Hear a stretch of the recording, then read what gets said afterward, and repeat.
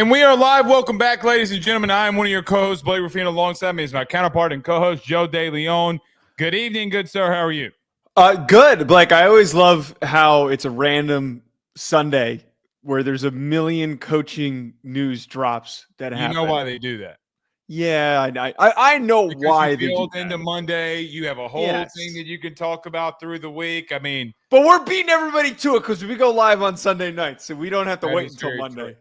That is very true. But here's the ultimate question that I have to ask you here tonight. It's a couple of things. Okay. To start off the show. Is there bigger coaching news that we have in tonight's show, bigger than the Luka and AD trade? Because there are big moves being made in the NBA, but there are even massiver moves, if that's even a word, in college football right now. Alabama getting a new OC, Ryan Grubb. That's a big addition. Chip Kelly headed back to the NFL, and Brent Venables says, you know what? No one wants to coach with me anymore, so I'll call plays. There is obviously so much to react to with the coaching move stuff. But you brought up the Luka trade. I know that we're not an NBA show. Had to have been one of the most surreal things I woke up to because I went to bed before the news dropped, and then I slept in way too late. I woke up at like 9:30, and I rolled over, and I'm looking at my phone. I'm like, this can't be real. This can't be. This has to be. It almost feels like the Nick Saban retirement news where you're kind of thinking to yourself, like, there's no way that this is actually happening right now. So, ironically, I was getting into bed and plugging my phone in. Uh-huh. And before I put the phone on sleep mode, I got the notification from ESPN that, or Pete Thamel had retweeted it or something, and I see a notification. And it says, Luka to LA Lakers. I'm like, either I'm like really delirious and like am already asleep and I'm like dreaming this. Right. Or like this didn't happen. So I click it. And then I stay up like another hour and a half, like going back and forth with people on Twitter. See, they ruined my night of sleep. That was the big problem last night. But yes, it's a crazy trade. I instantly tweeted this. People have said I'm wrong. There's no way LeBron did not know. Yes. You cannot convince me. If you're that naive, by the way, LeBron's agency represents AD. So to him to know after the game, talks don't happen like that. They would have let the agency know. They had to let the agency know. Get out of my face with he did not know. Well, the step further of the conspiracy, you're correct on that part. There's absolutely no way that they didn't consult him when they consulted every little move that they've made, especially them ending up with Bronny Jr. Three teams, that cannot be quiet. I can't help though but believe that there was some sort of Adam Silver league office involvement here because you're going full conspiracy. I didn't give a shit about the NBA until today. Like I was paying attention to it from a distance, and I was like, I'll get caught up with it once the NFL season's over. But now everybody's talking about it. This completely is dominating the headlines. It happens to happen the week of the Pro Bowl where there's nothing going on. This is all way too perfect. It happened in the middle of the night when no other teams were really contacted. It all had to have been something that was deliberate. This is shit that doesn't happen in the NFL. This is something that happens in the NBA where they're trying to orchestrate stuff to make a move happen. Making this back into college football. Yeah, yep. Is Nick Saban leaving Miami and going to Alabama? Is that the equivalent of the news? That's probably the college football equivalent. I'm trying to think of like if there was ever. I'll give you one. The Lincoln Riley and Brian Kelly coaching moves, I think, were not identical, but you can make the argument that they're similar.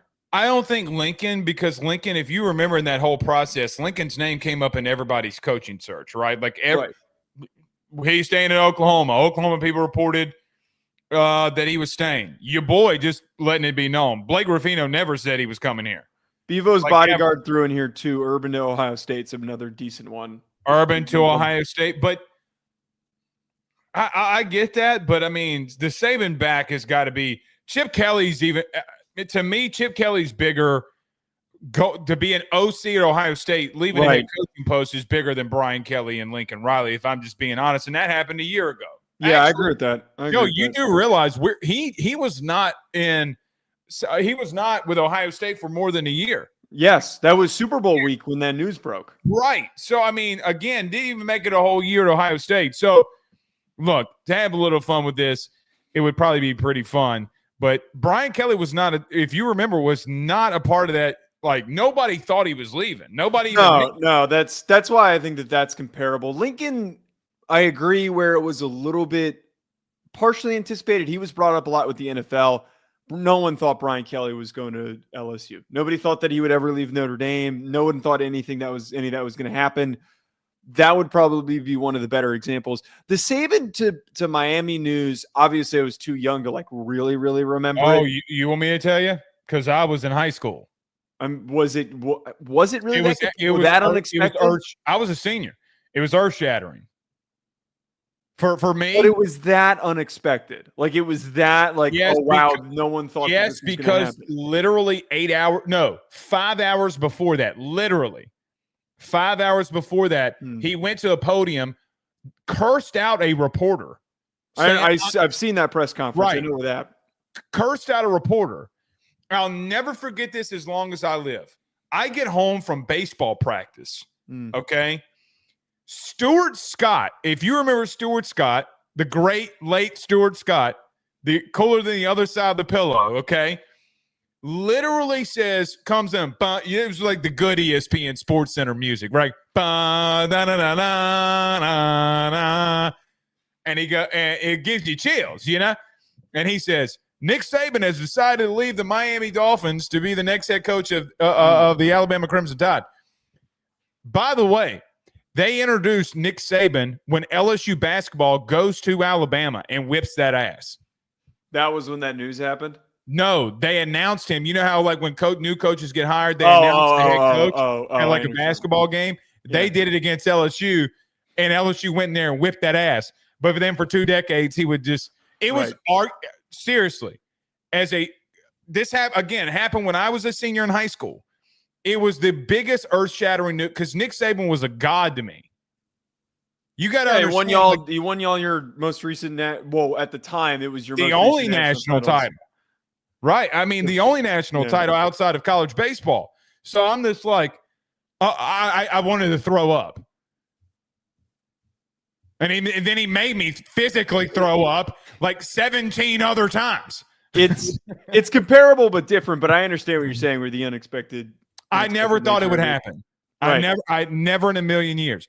But that's when the Saints got Drew Brees. And what if Drew Brees does go to Miami? Maybe the LSU Tigers go on that long run. But we're not here in the Talking to LSU show. So we got tons and tons and tons of things that we have to get to here. So let's get moving.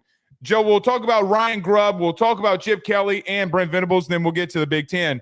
Before we get to all that, let's get to a break. But let's talk about our good friends over at Underdog Fantasy. So we've been talking about Blake. The football season for the NFL is almost over, and there's plenty of opportunities to go make picks for the Super Bowl. But you need something to make basketball, the end of this basketball season, fun. Do you want to take over/under on points for higher or lower on points for Luka Doncic in his first game? I'm going to take higher on that one. I wonder what that line's going to be. Head on over to Underdog Fantasy. They've got so many fun ways to keep up with all the other major sports outside of football, baseball, basketball, whatever it is. So many unique ways to enjoy your favorite sports. If you go over there and use promo code AYS, you can get free picks and up to $1,000 in bonus cash. And I've referenced it. My favorite game that I love to play on there is their higher or lower feature, where you get to guess and pick if you think a certain guy, for example, in basketball, is going to have higher or lower, certain amount of points, certain amount of rebounds, whatever it might be. Again, promo code AYS at Underdog Fantasy. So about a good friend with technically their former offensive coordinator, because he was hired for a couple of days, then left for Seattle. But Ryan Grubb, who was with Kalen DeBoer at Washington, has been announced that he will be the next offensive coordinator at the University of Alabama. We were talking a little bit about this right before the show started, but a massive move by and for the Crimson Tide here. Ryan Grubb coming to Tuscaloosa. Yeah, if you're listening to the show, the ball knowers on this podcast said last week when we were talking about, hey, should we be a little worried about Bama this upcoming year? And I threw out there, and we both agreed on they need to go get Ryan Grubb. Grubb was fired with the Seattle Seahawks. It just wasn't a good fit. His offense didn't really mesh well with the system and everything that they had set up there. I didn't think that Geno Smith was a great fit for quarterback and running that system. But more importantly, it's built to dominate the college game. And bringing back and reuniting Kalen DeBoer and Ryan Grubb is so massive for the long-term and also short-term success for Alabama football. He's a mastermind. We saw what he was able to get out of Michael Penix in order to help them reach a national championship game. They ran the ball really well. They were explosive downfield. I think the biggest part about this, and he's not directly one-on-one coaching the receivers. We've touted Alabama's receiving coach. His name is escaping me at the current moment. He's a great coach. But he unlocked a ton of production from Roman Dunze, Jalen Polk, Jalen McMillan, who weren't super highly recruited guys. So I think right now for Alabama for this upcoming season, knowing what they've got at quarterback in Ty Simpson and Austin Mack, knowing that they're figuring out outside of Ryan Williams, who are those other options that they can turn to? The expectation should be high. They're going to be able to unlock a lot of things from this group that they probably would not have been able to do without Ryan Grubb. I think he is a tremendous coach. He's one of the most brilliant offensive minds in the sport. It bothered me that he went to the NFL because I thought that we were going to be missing out on seeing so much offensive production from his end. Shepard, Jamarcus Shepard is the wide receiver coach at Alabama.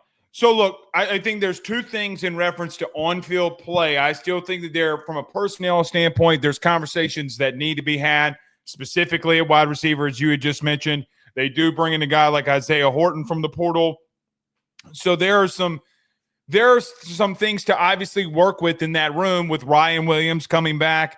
You would assume that there's going to be a different a philosophy in what they want to do, clearly, so it can benefit the wide receivers. But Ryan Grubb coming back to Alabama. Look, Joey talked about this. The year before they got to a national title with the Washington Huskies, they were a top 10 offense, actually a top 3 offense. They have 515 yards per game. They kind of fell a little bit short, right? Not to in the year one, but to the expectations of what their offense had and what they had done. That whole offense comes back. They're in a groove. You talk about Dunze, Penix, etc. The interesting thing about this Ryan Grubb hire is everybody saw a year ago about how bad things were going offensively for Alabama, because even though defensively they had some issues, really and truthfully in their biggest and worst games, it was offensive issues that they had, right? You look at Michigan the last game of the year. You look at Tennessee in the second half. You look at so many different things that they had issues with. Does that now happen with Ryan Grubb, who's been an offensive coordinator that, number one, got hired by the NFL, and a lot of things weren't his issues or his fault, but has really done this in college, and we've seen the Grubb and DeBoer connection work here. There are questions, though, that I have. I still have questions about a first-time starter, even though I think play calling will be tons better. Yeah. In that offense, you're going to have to be predicated on throwing the football a lot and then throwing the ball on third down. Now, there are a lot of things that Ryan Grubb, I thought, even at Washington and even at Seattle, that it's just what he's going to do. They went out and got Draylon Washington, the big 230-pound running back. Joe's the same thing that they did in Washington, too. They're going to run the ball on first and second down. They'll get you a third and manageable, and then they'll start picking you apart. That's how they roll. It's how he's always rolled. I think it's a really big hire for Alabama in the sense of that we've seen him work wherever he's gone. Not only that, Joe, it's not only he was a quarterback's coach and that they threw the ball all around the place. Ryan Grubb, people forget this, was a run game coordinator a lot of times throughout his career before becoming the OC and getting with Kalen DeBoer, etc. So it's not that he wants to abandon the run either. So I think even him coming in here, it's what he wants to do. You go and get a 230-pound back that you can put into that rotation. Again, tons of questions around the personnel. So I don't know what I don't know. They could go into a spring, and the only talk coming out of Alabama is, man, quarterback play has been really bad. But from an overall system style of things, the Ryan Grubb hire is a really big one. Well, and I think what makes me really excited about this is knowing the success, as I mentioned a second ago, the success that he had with lesser talent. And I don't even want to depict it as lesser talent, but just not super highly recruited premier guys. Washington didn't have a bunch of 5 stars at Fresno State, obviously didn't have the upper echelon of receiving talent to turn to. He got amazing production and success out of Jake Haener, enough so that he turned into not a highly drafted guy, but somebody who has stuck with the Saints roster for a period of time. He was the Senior Bowl MVP. His development was how huge. He got some out of that kid, I have no idea. he is trash. Right. He doesn't have a whole lot of tools to work with. And Michael Penix, who's a big-armed kid, but was coming off of a bunch of major surgeries to his shoulders and his knees to know how to unlock his best version of himself. That's why Alabama fans should be feeling great about this. I think that just overall optimism comes from, and feeling better now comes from last year, is seeing how disjointed everything felt. And I know that there's a lot of different reasons that we can blame for that. Jalen Milroe took a step backward in the second half of the season. There were a lot of defensive run the ball. O-line sucked. Right. They couldn't find success on the ground. Their defense was very inconsistent and was having a lot of problems. There were a million penalties that they were having. This isn't just straight up solved by Ryan Grubb. This is a process that's going to take some time to really start to hit its stride. But I think that this is the biggest way that you recalibrate and you regain footing to bounce back. I think at the very least, they're going to finish in the top 20 offensively, and they're going to be one of the best passing attacks in the country. Well, okay, saying this, I'm going to kind of disagree on one part of what you think. Okay. I do think from an offensive standpoint, you are 1,000% right of what they want to do. Joe, again, they want to go out there and throw the football. And it's not as necessarily that they want to get vertical. Now, they will get vertical, but people forget. Think about both Oregon games. They Steve Sarkisian the shit out of you. They're going to get dudes out in space and make them win one-on-ones. And you know what? If we get 6 yards, so be it. I'll run 15 plays on you if I have to. The reason Penix worked so much too was he was in so many manageable situations because of play calling. He was put in really good situations from a play calling standpoint. But there also comes a point here. I can't get behind you on one thing. I'm not going to get behind either one of these quarterbacks when I have not seen them during the spring. I can't. By the way, it does not fix Ryan Grubb coming in. Maybe to some extent of play calling will help this. It's not going to help how bad things were along the offensive line either. I need to see that entire offensive line. Look, man, you got bullied the last time I saw you. Bullied. And physically got – everybody wanted to blame Jalen Milroe. Let's go call it what it is. They got physically bullied. Yeah. Okay? So I don't really want to hear it. But, again, I look at this and say to myself, I love the move, and I think long-term – definitely works.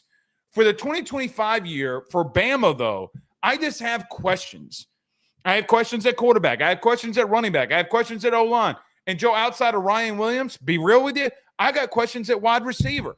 I think Bama has more questions than they've ever had of what specifically that they are going to do or what spring looks like. It's an intriguing spring of what it looks like. But, man, from just an overall play calling standpoint, if you have the athletes at Alabama and everybody knows that you get dudes, how does he unlock a guy like Ryan Williams? I will tell you this. Ryan Williams will not go a half and get one target like he did. Yeah, no. It's not going to happen. No. And you know what else he's not going to do? They're not going to run a quarterback sneak and go twins right and both wide receivers take a step back and do a jump shot. Remember that? I vaguely do. I don't remember that completely. They ran a play like what game was that? If I'm not mistaken, I'm pretty sure it was Vandy. And they lost, by the way. I'm sure Bama fans will correct me. But go and look at it. It's there. Well, let me make sure I wasn't dreaming that one either. But I'm pretty sure I was not dreaming that one. It's just overall great long-term move. I still going into the year will have so many questions on them. Joe, if they can't – now, I love the DeLeone Washington pickup because Joe, remember when we were talking about that Washington team the whole time, I was worried about them running the football. When they get in the playoffs, could they run the football? Now, they couldn't do it on Michigan. Okay, well, nobody could do it on Michigan. They couldn't really do it against Texas either. But they like to get a big back, bell cow back, and run the rock. They don't care if you get 2 yards, and then you're 3rd and 6 and throw the football. They do not care. That is the Ryan Grubb way.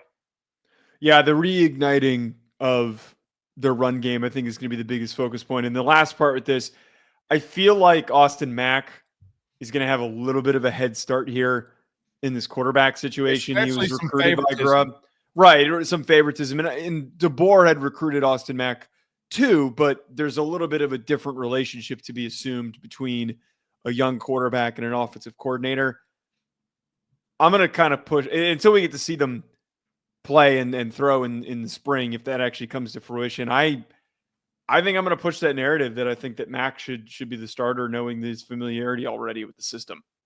I'm not going to do that because I think Ty Simpson would have left. Well, this just happened. No. I get that, but I think this changes the dynamic a little bit. I think that this changes the situation. Maybe it does. Well, I guess we'll see. But yeah. What if Ty Simpson comes in there and is better than Austin Mack? Well, then he'll obviously start. I think Ty Simpson's a good player. He seemed like he was a pretty good recruit. We hadn't seen him really. Yeah, we just don't know what he is. Really know it. What? He's Mac Jones. I feel like Austin Mack's got a higher ceiling than Mac Jones. Tua and all those other dudes had higher ceilings as Mac Jones too, but it didn't matter. Bryce Young clearly had a higher ceiling than. But Mac Jones started because he played great for the season that he started. I get it, but you could have gone to Bryce. You gonna go to Bryce as a freshman? You didn't. I don't. I think that there's very rare circumstances. Wait. Bryce Young was tiny as shit. There's no way Nick Saban of all people would have started Bryce Young as a true freshman. There's no way. Well, because he didn't need to. I look. Y'all disrespecting. Wait. He had the most talented roster, one of the most talented rosters of all time. So did Joe Burrow. Doesn't change anything. There's a massive difference in Joe Burrow and Mac Jones, and I think that you can agree with that. But the point is that Austin Mack and Ty Simpson are not that far away from the times that they've spent. Like Ty Simpson has a year on Austin Mack, I think. So it's not the same circumstance where Mac Jones was there for 3 years. So that's just worth considering. No, I'm with you. But a big move for Alabama with getting Ryan Grubb. Probably the biggest commit technically that Kalen DeBoer has gotten. Yeah. It's the biggest thing that he's done. So for sure, we'll see. Some more coaching news, Joe. Another coordinator is leaving Ohio State. This time, Chip Kelly is going to the Raiders. Let me just ask you this before we get rolling here. Look, I'm going to get to the Ohio State thing for just as, and we'll talk about Ohio State clearly through this entire thing. Brother, this is a great move for Chip Kelly. I'm sorry. I mean, it's what he wants to do. He doesn't want to recruit. He wants to coach. He wants to be an OC. This feels right for him. I'm not mad at him for doing this.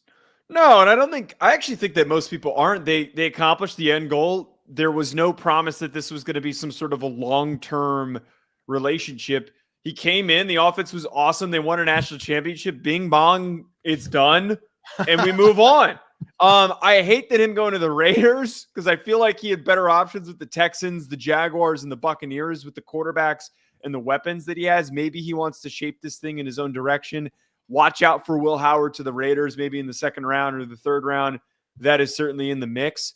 Part of me wonders if this ends up being some sort of succession plan for Pete Carroll, because he's only going to be there for a couple of years probably. He's the oldest active head coach. It's interesting to consider. It's probably why he did it. The Ohio State side of this, though. Yes. I sit here and now wonder, all right, Ryan Day, you got to get to work here. Like, these need to be home run hires. You just had two awesome hires with Jim. You can't be hitting them little dribblers at softball practice. You better go get home runs. Seriously. I told you I was going to mention it. And of course you found a way.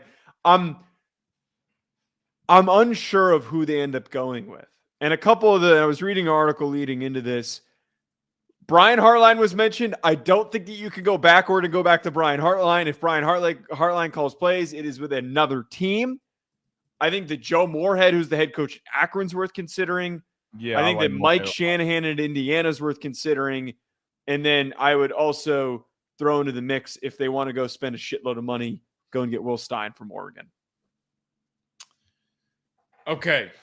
From the Ohio State side of this, let's talk about the OC, and then let's talk about the overall picture. Okay. I mean, look, I can't do one without the other. Joe, I don't want to make a determination on what is going to happen at Ohio State until he hires his DC and OC. Mm-hmm. Brother, we almost in February. Now, or we are in February. Now, the thing about that is Chip Kelly got hired in February, and they came in there and they won a national title. So I don't think that there should be any panic yet. But let me just say it like this. My man, you got a lot to replace.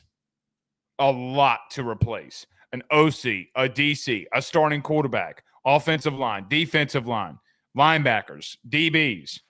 Joe, we're about to see if Ohio State reloads or if they got to do a small Ohio State version rebuild here.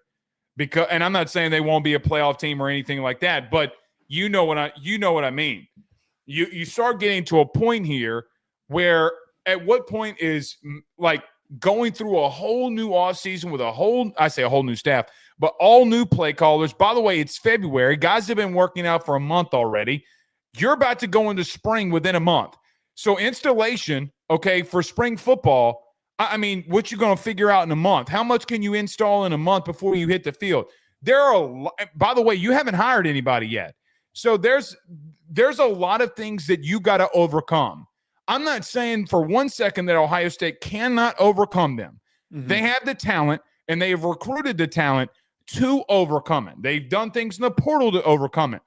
But I think that there's a fine line between replacing everything that you got to replace, regardless of how talented you are. Man, it's going to be an interesting offseason for the Buckeyes. I know it. You get your national championship. Ryan Day gets over the hump. Joe, I don't know of any head coach outside of one maybe that I know they could go through this and still make it back to a promised land. This is a lot. It is a lot. It's different from what Michigan had to do to reset after their national championship. Yeah, because they were just completely depleted. They were depleted. Harbaugh left, took most of the staff with him because they had to disappear. And they were going through all the NCAA nonsense. So it's not the same, but it's not far off because there is a lot of talent that needs to be replaced. Thankfully, compared to Michigan, though, they're very well recruited. So there's an ability, one, and I said this 2 shows ago, sometime last week, there is an easy incentive to go and hire an offensive coordinator and a defensive coordinator, but specifically an OC. You're pitching somebody on saying, hey, man, do you want to work with a former 5-star quarterback in Julian Sayin and Jeremiah Smith? This first year is going to be a cakewalk. You're going to put up a ton of points. You're going to be able to have one of the most productive offenses if you do this thing right. You know who's actually a guy that I completely forgot that makes a lot of sense? Kevin Wilson was fired from Tulsa this past offseason. He was the offensive coordinator and tight ends coach from 2017 to 2022. That offense was great when he was the OC. I feel like that makes the most sense now that I think about it. That probably makes the easiest. Just bring him back, plug him in. We're literally sitting here talking about Ryan Grubb reuniting with Kalen DeBoer. The same bit. What worked before without having to overcomplicate it sometimes is the best decision. I don't know how many guys are on the roster that were recruited by him, but there's another part too there that, hey, maybe some these older guys have familiarity with him. I mean, I'm sure there's some, but nobody is going to have familiarity with him. I mean, I understand. Like, I legit – the Bama thing's different because it was the same system of what they want to do. Mm-hmm. Right? Like, I mean, Sheridan comes in here not changing the play calling of what they're doing. You bring somebody in, it's going to be new terminology. It's going to be new play scheme, new play design. This is brand new, unless we talked about this with Marcus Freeman last week, so I'm going to give it to Ryan Day. The worst thing that can happen is that Ryan Day calls plays. It's the worst thing that can happen. And quite frankly, that's not a bad thing. Look, Joe, I mean, I think there's a new day in college football in this sense that when you go to a national, I'm going to keep saying this. I've seen it in college baseball over and over and over again, because the schedule does not benefit you when it comes from like you playing an extra month and teams are hiring and firing coaches a month before you. You're going to see some massive reset from all of these teams and institutions that are getting to either the Final Four or getting to a national championship game. Yeah, I know I'm not. Well, people will say, well, how do you know that? Because it's only 1 year. I'm telling you, I've seen it. I'm watching it literally every summer. Well, a lot of people in the sport are – anyone who wants to disagree with you is not paying close attention, because a lot of people actually within the sport have completely agree with that statement that you're making. Like coaches, administrators, they completely agree with this belief that you have. It's true. The only way you can get around it would be to push the season back a week, 2 weeks. I don't think that that's a bad thing, because there's no draft in college football. In the NFL, there is, that's supposed to help the bad teams, build up and bounce back. You're not going to get that same level of impact in college football, but instead you win a national title. Unless you have everything like really locked in and built successfully, you're going to have to take a slight step back the following year in order to return back to your most premier ceiling of production. It is an interesting ride that I think Ohio State's about to be on. Again, you have a lot of talent in a lot of key places. But again, you got O-linemen you have to replace. D-linemen you have to replace. Linebackers, DBs, coordinators, quarterback, running backs, receiver, arguably a first-round wide receiver. I know that they've recruited at a very high level. I don't care who you are. Like, that is I'm saying that to say, like, and what is still their standard? What could they still do? They could still go 10-2. Like, because of their schedule, they could still do it. Right. But you will see it on the field like, oh, man, I don't, Ohio State, I mean, these games are close. They're just talented and well-coached enough. It's a big overhaul. Now, for Ryan Day, familiarity could be a big deal. From a player standpoint, I mean, that's a lot to overcome, so we'll wait and see. The last thing that I will say, I never like first-time starters going into a situation where you're just getting into a new system. I never have liked it. I never will like it. I think the only way you get around it is experience. So, I mean, the only times we've seen good quarterbacks make that leap was quarterbacks that had experience. Bo Nix, Burrow, with Joe Brady. I mean, Will Howard, literally, they just saw it. So, I mean, there are just so many examples. I mean, Stetson Bennett looked like hot garbage, goes to JUCO, comes back, goes to 2 national titles and wins them. I mean, that's a 22, 23, 24-year-old kid that's doing all this. So, I don't want to sound negative towards Ohio State, but I think that you get my gist, though, here, right? Yeah. Like, I mean, I still think they could be a playoff team, but it just feels like I would be stunned. I would be stunned if they could get back even remotely close to where they were in some sense. Yeah, the only way that we're ever going to have a team that in the offseason coming off of a national championship that we're sitting and talking about them bouncing back and going back to another national championship is if they returned their starting quarter. I wouldn't say everybody, but I would say their starting quarterback and a lot of key contributors. So like Michigan, the year that they lost to TCU, they didn't get to the national championship game, but they got to a Final Four. That was the type of roster situation that's comparable of bring back your starting quarterback, right? You put a couple guys out into the NFL, but you're bringing back a good amount of your offensive line and, young key players and all that stuff. It's hard to do that. It's very, very hard to do that in the modern version of college football, but that's what it would require. Do you know who's smiling ear to ear right now? Who's that? I got to be honest with you. I think it's James Franklin. Oh, yeah. Yeah, so that makes things a lot easier for him. But I'm going to keep saying this. He better get the job done. He better beat Ohio State. If he doesn't beat Ohio State with all this changing, then what the hell? I mean, Yeah. If you can't, then right. Boy, we got to have some serious conversations then. Yeah. And you took their DC. Okay. Last coaching thing here before we move to some, speaking of the Big Ten. Joe, Brent Venables, the former DC at Clemson and in other places, clearly. But now the head coach going into his fourth year as the head coach of the Oklahoma Sooners. Not up to standard of where they wanted to be last year. A lot of bad things happened. Oklahoma was definitely in this sweepstakes for Jim Knowles. They miss. He goes to Penn State. And Brent Venables announced himself that he'll be calling plays defensively. Joe, why do I feel like things are turning for the worst? It's easy to make that assumption that whenever there has to be some sort of approach change, that yes, they're turning for the worst. I think that this is a very smart move. I don't disagree with that. I don't think that this is an indication that things are falling apart because again, we said this last year. We said this coming into the year that this was 2024 was going to be a hard year for Oklahoma football because they had a really difficult schedule ahead of them. This upcoming season is probably going to be another tough year as long as they show a sign of improvement and they don't go 6-6 again. There's still going to be a lot to get through with how hard their schedule is these first 2 years in the conference. But to get to like the actual move, him calling plays, he's one of the greatest defensive coordinators in the last 15 years. He's one of the most brilliant defensive minds in modern college football. He has created a philosophy and an approach that is utilized across the sport. And his roster building is tremendous on the defensive side of the football.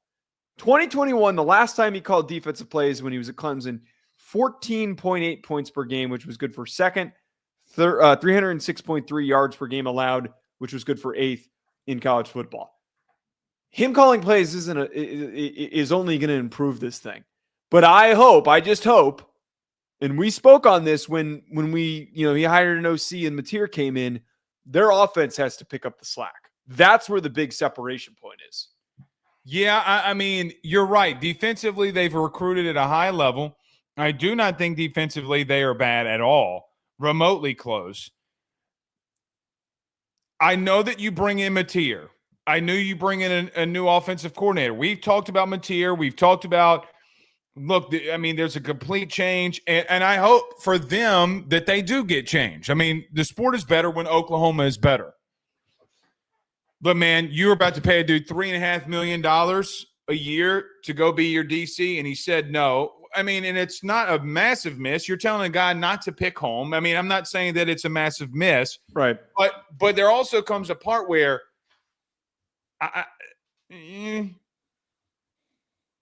like we've been talking about a lot of different changes, right? Meaning, I told you for Notre Dame, the worst thing that could happen was Marcus Freeman calling plays, right? Worst thing that can happen. I said it literally for Ohio State and Ryan Day. If the worst thing happens is Ryan Day's calling plays, that's not a bad thing. Now, well, Blake, what's the difference about Brent Venables doing it?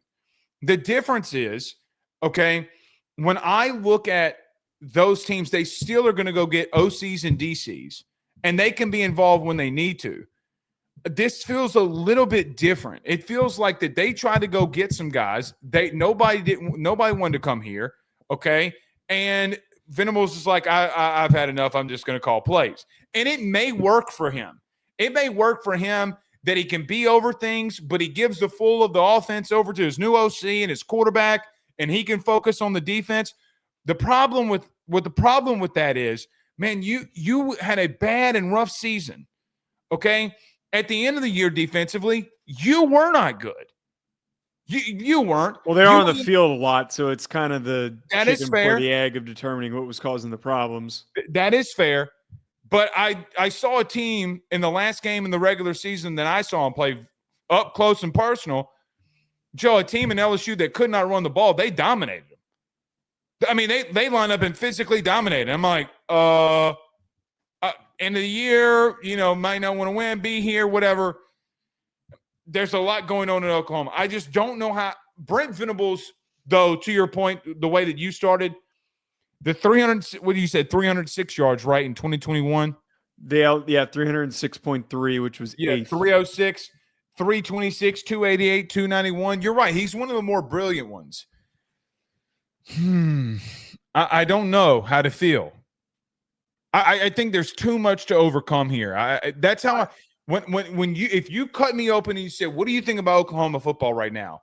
I'm just like, I feel like there's a lot that they're going to have to overcome with that schedule. Okay. Yes, there is. And that's why I'm kind of like leading this in by saying you're not going to win the SEC this upcoming year. I'm sorry, Oklahoma fans. If you're optimistic and you think that's the case, it's another hard year and you're still trying to get this roster right. Texas was doing this, building their roster up for multiple seasons before you joined in. They had an SEC-ready roster the year before when they won the Big 12, and then when they jumped in, they were good enough to compete for an SEC championship. You guys were still getting acclimated. There was still stuff to figure out.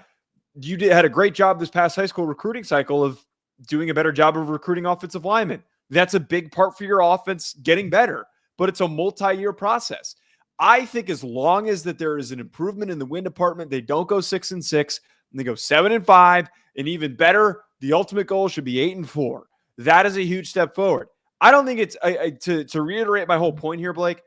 I do not think that it's a red flag for me in any degree that Venables is calling the plays here, because out of anybody, when he was hired, it was almost unexpected in a nature because we just always thought of him as a career DC. He always just stayed and stuck around at Clemson for an insanely long amount of time. And we all kind of thought, you know what? This guy's just an evil genius. He's just tormenting offenses and he likes doing it.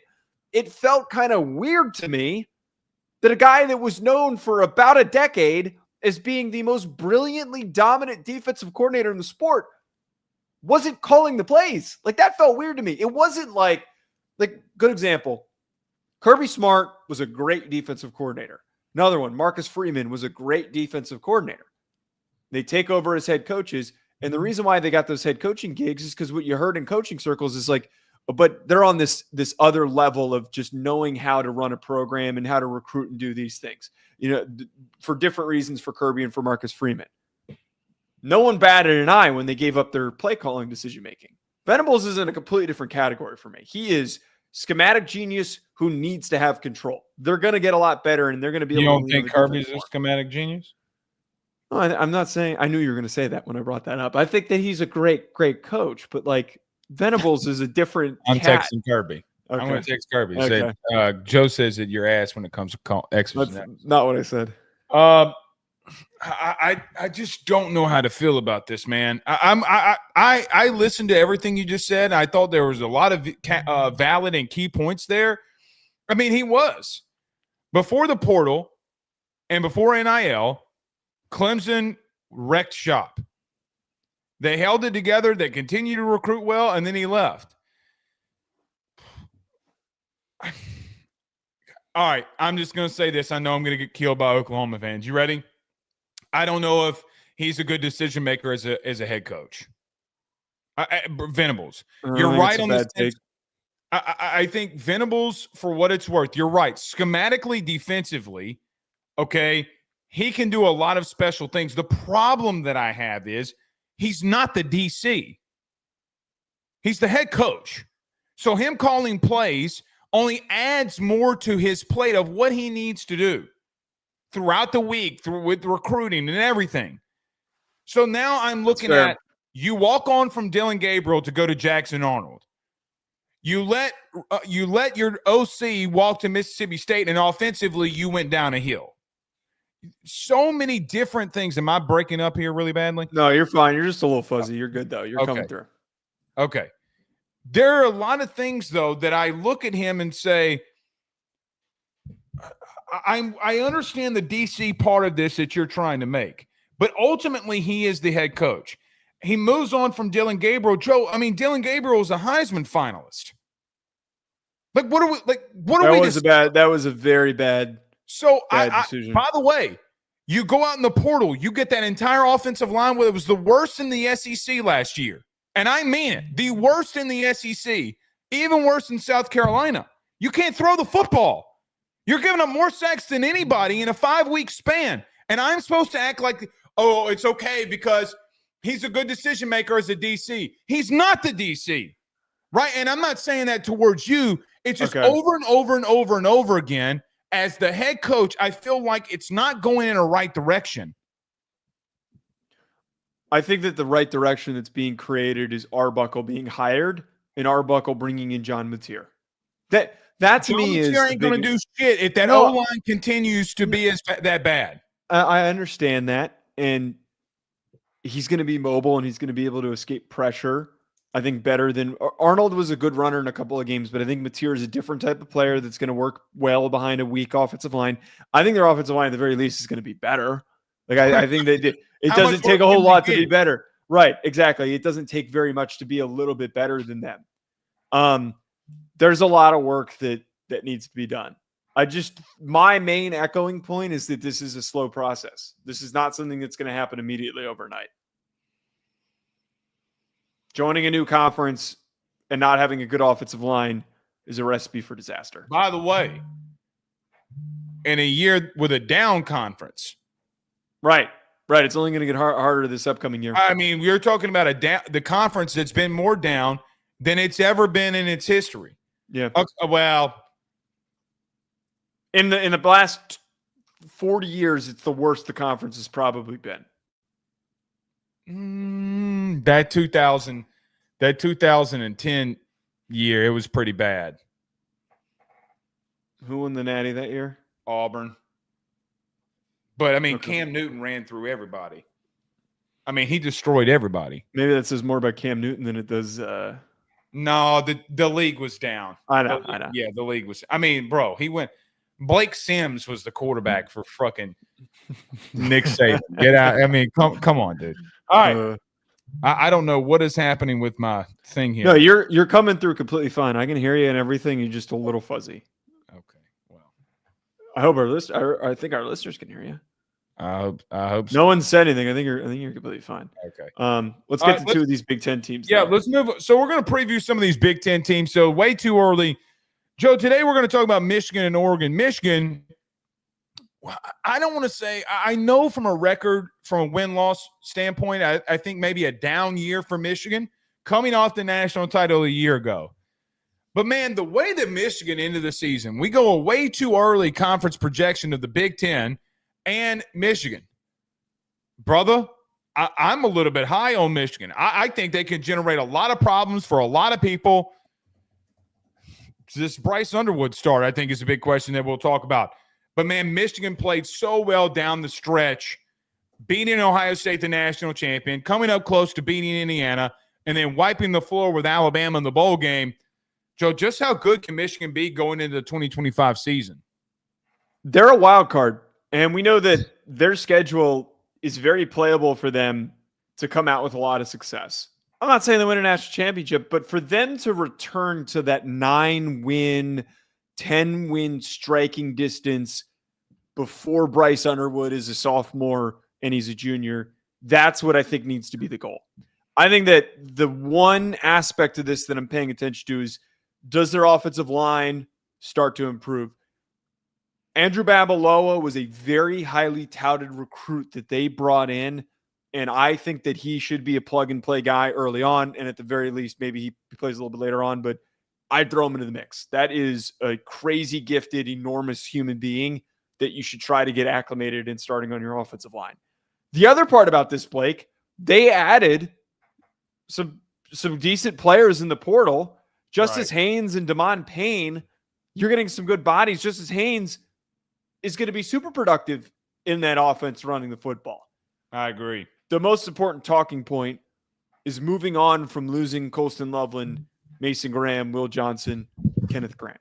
What happens there? Are those guys so elite, and they were sporadically available throughout the season because of injuries? Are you going to be fine not having those upper tier elite athletes that went on to be first round picks with a little bit more of balanced position groups compared to that?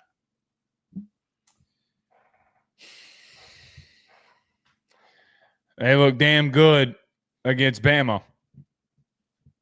Without any of those guys that I just mentioned. Without any of the guys that you just mentioned. And look, people see that and think, well, Blake Bama wasn't really that good this year. Where I agree with that, you're still dominating. They're still dominating 5-star dudes. Caden Proctor was still put on skates. Yeah. There's not a lot of Caden Proctors walking around in the Big Ten either. There's not a lot of them walking around anywhere on this earth. So I look at Michigan and how they ended the year. The question that I had that I never could fully make an understanding of where Michigan was as a team was you don't have the quarterback play for me to know how talented you actually were. Because if we talk about the Texas game, I mean, what are we mentioning? I mean, Texas scored 31 points. Okay, that sounds good. Your offense could barely get past the 50-yard line. You go into the Indiana game, when you need a throw on third down, you can't complete it. You're going to a walk-on and Davis Warren. Okay, you're doing so many different things. And you can't complete a 9-yard pass for a first down to a Colston Loveland that's wide open. And I'm saying to myself, wait a minute. Down the stretch, you beat Alabama.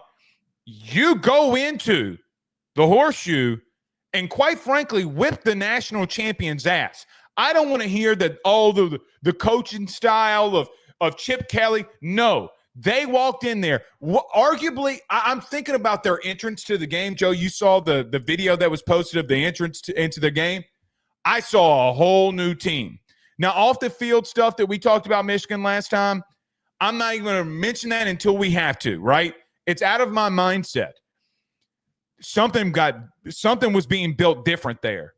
I don't know if they're I look at them and say, you're right. Wild card because, man, I'm going to get some toughness. I'm going to get physicality. And I never knew how good they were a year ago because of how bad they were. Now, let's say it is Mickey Keene. I said. I think it's Mikey. Okay, I said 27 different names. It doesn't matter. Double check. I don't know if you pay $3 million for Bryce Underwood for him not to play, but they're definitely going to get a look. And even with the young kid being a freshman, I still think that he gives you more production than what you had at quarterback a year ago, no matter what. Right. So, regardless of what you're doing there at quarterback, it's an upgrade. And, Joe, I saw a team that physically went out there and dominated playoff contenders, playoff national champions. I think they're the ultimate walk-on. Now, I will remind people, the NCAA coming down on the Connor Stallions thing and the college football playoff are two different things. Now you're talking about something really different when you're talking about the playoff. But, Joe, if we're sitting there talking about them being 9-3, there will be a game late in the season that they got to go in there and win. Maybe it's Ohio State again, okay, that they've owned for a while here for them to get in there. And who knows what happens if a 9-3 team gets in there. I don't know. But, my man, I'm telling you, I like where this direction's headed from on-field situations. A couple, just to bring up their schedule really quick, by the way. Yes. Toughest games that they have are Ohio State at home. They get Washington at home. They travel to USC, and they travel to Oklahoma. So those are – the rest of the schedule is very survivable. I like how you bring up the way that they played against Alabama. They can go to Oklahoma and win. Oh, yes, 100%. The way that they played against Alabama, I think, is an indication that even without these crazy, corked up, just really athletic freaks that Jim Harbaugh originally recruited, and you know, there was the development there with everything with Minter. Even without them, they were able to punch Alabama in the face. And they're going to be able to do that to their entire schedule this upcoming year. I completely agree with you. I think you got to start Underwood. Keene is fine. He was fine at Fresno State. He is nothing special enough to think, oh, he's going to beat out Bryce Underwood. I think that Underwood steps on the field for summer practices. And there's decision making. But look what we just had with Alex Orji this past year, and all the different guys that they tried to slot in to play quarterback. The decision-making was horrible from everybody. Yeah, but you were not comparing Bryce Underwood to the guys that were there last year. We're comparing him to the decision-making of Keene. Okay. That's right? I mean, that's fair, but with Underwood, you're getting a premier athlete that gets the opportunity to learn. I look at what Nebraska got out of Dylan Raiola and what Florida got out of DJ Lagway. Underwood has been on the same level of comparison in the grade that he's received from all of these outlets that grade quarterbacks on the same level as Dylan Raiola and DJ Lagway. I think that at the very least, right? I think he's better. I think he's better. But look at the impacts that both of those guys had when they stepped in and they started to perform down the line. I think the start to the season might be a little bit slow, but as soon as you get him into the mix and you start to figure out, like, okay, this is how we're going to run the offense around him, I think that they start to take off. I get him out there. You're paying him all this money. You attracted him to come. Get him excited. Get the fan base excited. If you only go 8-4, but Underwood has some crazy big highlights, that's a win. That's a perfect season in my eyes. I'm going to tell you the God's honest truth. Yeah. I legitimately got to see him throw in person in Baton Rouge 2 summers ago, or last summer. Dude, I mean, Jaden throws on a line. I don't want to compare him to him. This dude can make all the throws, man. And then he's athletic as shit. Needs to put on some weight if they're going to ever run him. He's got to. I mean, all high school kids do, but kid can make every throw, man. I've seen him do it over and over and over again. You're right there. I mean, I never want to anoint a starting freshman until it happens. Right. It's just not the norm. But you're right. We did see some crazy stuff with J.J. McCarthy. I mean, we saw it this year. They split time orgy. I mean, they are not scared to throw people in there. So it's going to be a rotation, I think, no matter what. All right, the second team, the last team, before we get to the Super Chat, it's ironic we have a Super Chat from an Oregon fan here. But we're going to talk about the Oregon Ducks. Joel, a lot of changes, but then yet not really. I mean, like, there's still a lot of guys that are returning, that they still have some production coming back. Dante Moore looking to be the signal caller, taking over at Oregon. When you go into the 2025 season, a way too early scenario for the Oregon Ducks, how do you see them playing out into the 2025 season? One thing that I've discussed, and I'm coming back to it, I'm very high on what Dante Moore is going to do in this offense with Will Stein. I really think that you've got a more gifted talent, a less experienced player. Obviously, Dylan Gabriel was so good because he's seen so many bullets, but in this situation, you've got a more gifted athlete to play quarterback for you. I think that you can be aggressive and you can open up the field a lot more than what Dylan Gabriel was able to do. There's a lot that's being replaced. Tez Johnson, Gabriel, who I just mentioned, Trayshawn Holden, Jordan James, your starting running back, Josh Connerly, and Ajani Cornelius, both your tackles, Derek Harmon, who's one of your best defensive tackles, Jordan Birch, who was one of your best defensive ends, your starting tight end, Terrence Ferguson. But where this is one of the few situations where I don't think that there should really be any concern of a drop-off. Now, there's gray area. There is hope that this works out. They have done such a good job of high school recruiting, and they did such a good job in the transfer portal, that I think that they are setting themselves up to decrease any chance that they do take a step back. They brought in Isaiah World, who was a massive, enormous offensive tackle. They brought in Emmanuel Pregnon, the interior offensive lineman from USC, who was previously at Wyoming. Mekhi Hughes is a very talented running back, and Dylan Dynaman was one of the best portal players that they could have gone and got. The safety from Purdue, who is really gifted, hard hitter, good tackler. The biggest key is, what do they get out of the guys that they recruited out of high school? Elijah Rushing is somebody that needs to step up and replace Jordan Birch. Yep. Gatlin Bear, who is this freakish athlete out of the state of Idaho, who's a former 5-star. DeCorian Moore is also in the mix there for what we're talking about. There are premier 5-star guys on this team. How do they look as sophomores and juniors? How do they step up and how do they contribute? I'm going to keep saying that in this entire offseason. There are a lot of ingredients to make a very good cake, but there's also a really good chance that they burn the shit out of it. There's so much that needs to go right, but there's a lot of room for error. It's a lot of unknown, right? Like a lot of unknown. Dante Moore, I mean, the last time that we saw him, he had 8 passing attempts this year. You didn't see him at all. Mm-hmm. But the last time we saw him, he made a lot of turnovers at UCLA. But the last time that an Oregon quarterback, had some issues, needed to go somewhere, or kind of the rehabilitation in some ways, they go and get a transfer. But he sits because he knows where he wants to be. And Joe, we got to see there too. But I agree wholeheartedly with where you're at and what you're saying. They have recruited so well from a high school level. They've recruited so well from a transfer portal level. basically what you're wrapping up in a bow here is how well have they developed. We've seen Oregon recruit at a high level.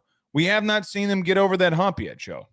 I mean, they get to the playoffs. They're the number one seed. The first game of the playoffs, they get absolutely bounced, right? They got absolutely whooped down, okay?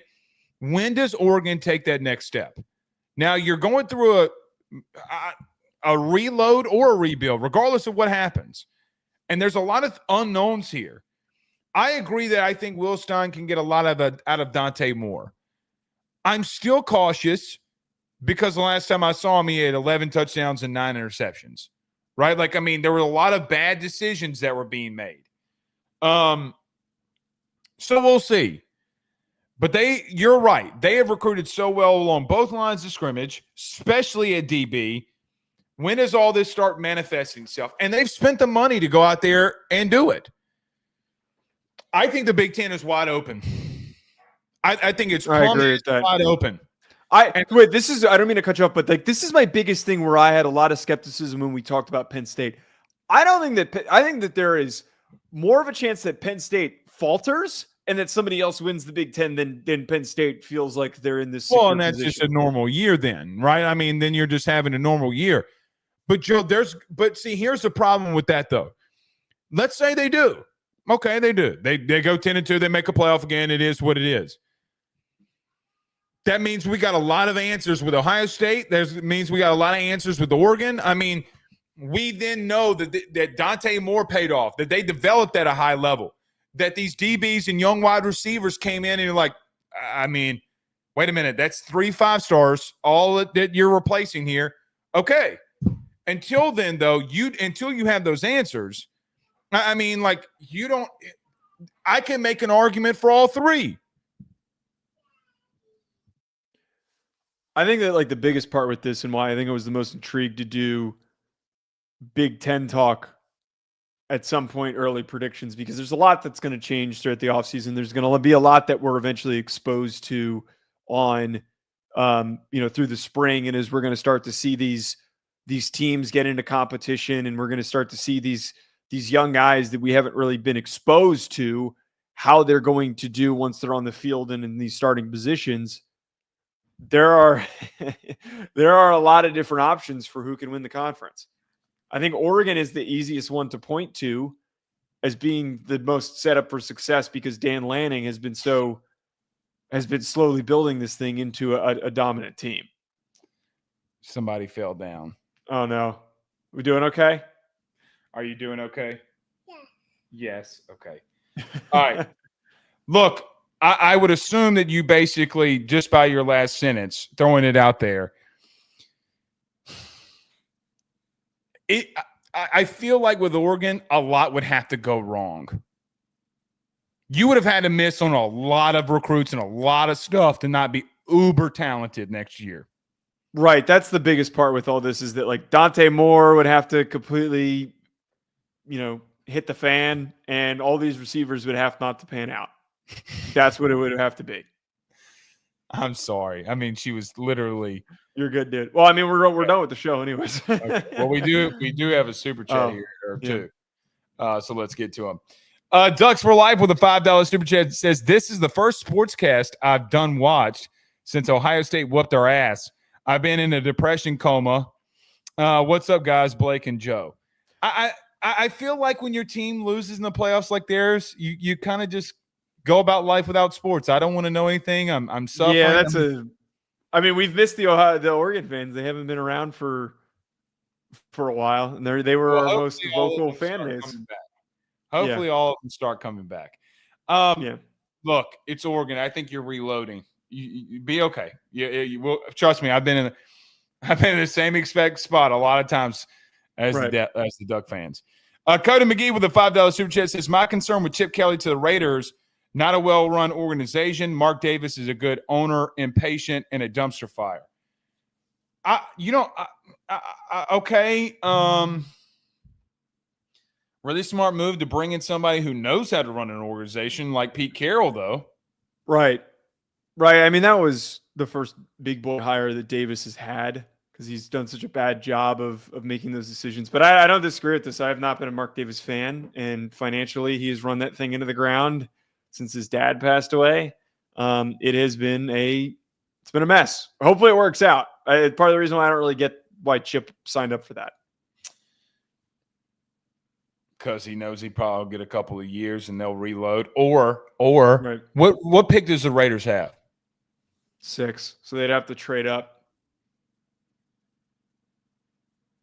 I bet that if you're getting Chip Kelly, that means you're trading up for a quarterback. No way Will Howard goes 6th overall. There's no way. No. There's no way. There's absolutely zero chance that Will Howard goes 6th overall. It'd be crazy. All right. Yeah. We are out of here. We'll see you tomorrow. Tell them bye, dude. Bye.